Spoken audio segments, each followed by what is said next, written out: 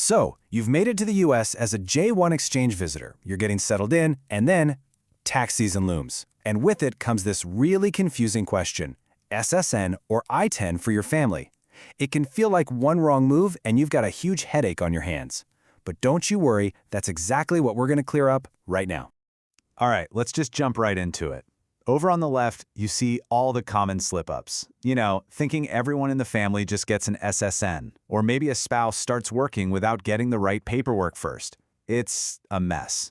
But on the right, that's where we want to be. The right way, where every single person in your family has the correct ID for their specific role. We're going to make sure you stay on that right path. So, that's the big question, right? Which tax ID does your family actually need? SSN or ITIN?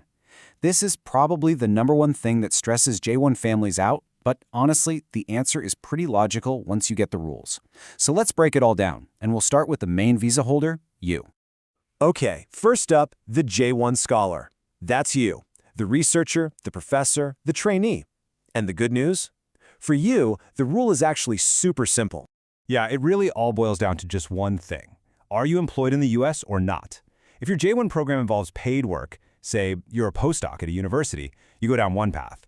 If your program is self-funded and you don't have any US income, you're on a completely different path. Let's see what that actually means for your ID. Okay, so if you are employed, you're eligible for a Social Security number, an SSN. This is that all-important 9-digit number you hear about. It's used for everything from payroll to taxes here in the States. Since your work is authorized as part of your visa, getting an SSN is just a standard part of the whole process. But what if your program doesn't come with a paycheck? Well, you still might have to file a tax return for one reason or another, and in that case, you'll use something called an ITIN, or an Individual Taxpayer Identification Number.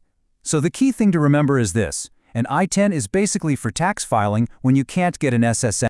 All right, now let's talk about the J-2 spouse. This is where things can get a little more complicated.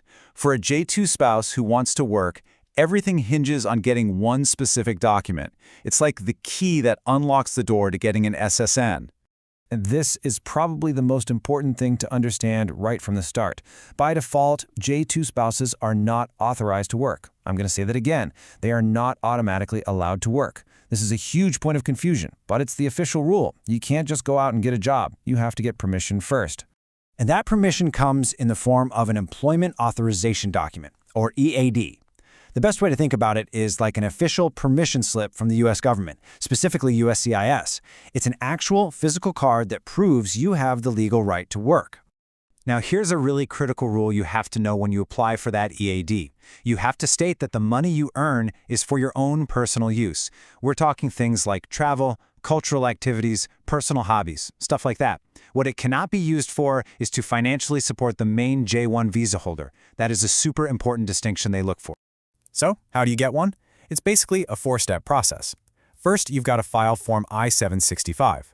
Then you'll need to include the fee, some photos, and copies of all your documents. You know, your passport, your DS-2019. And critically, you have to write that letter we just mentioned, explaining why you want to work. And then you wait for the approval. And yeah, waiting is a big part of it. As you can see here, from the day you send your application in, you should probably expect it to take anywhere from 8 to 12 weeks for processing. And sometimes it's even longer. And I can't stress this enough. You absolutely cannot start working until you have that physical EAD card in your hand. So this pretty much sums up the 2 different paths for a J-2 spouse. If you go through that whole process and get your EAD approved, congratulations! You are now eligible to apply for a Social Security number. But if you decide not to get an EAD, or you just don't plan on working, you'll simply use an ITIN for any tax stuff, just like the non-working J-1 scholar. Okay, on to the final members of the family, the J-2 children. And after all the complexities with the spouse's EAD, I think you'll be pretty happy to hear that this part is incredibly simple. The rule here is absolute. J-2 children are dependents, and they are not eligible for work authorization, period. There is no pathway for them to get an EAD, which also means there's no way for them to get a Social Security number. And this little quote here makes it so easy to remember. No work, no SSN. It's really that straightforward. If your J-2 kids need a tax ID for any reason, like you want to claim them as a dependent on your taxes, the one and only correct option is an ITIN. Okay, we've covered all the individual pieces. Now let's pull it all together into one simple blueprint for your whole family, so you can move ahead and know exactly what you're doing. Think of this table as your ultimate cheat sheet. For the J-1 scholar, it's simple. Employment gets you an SSN. For the J-2 spouse, it's all about that EAD. With an EAD, you get an SSN. Without it, you're using an ITIN. And for a J-2 child, the rule is always the same, so the ID is always an ITIN. Easy, right?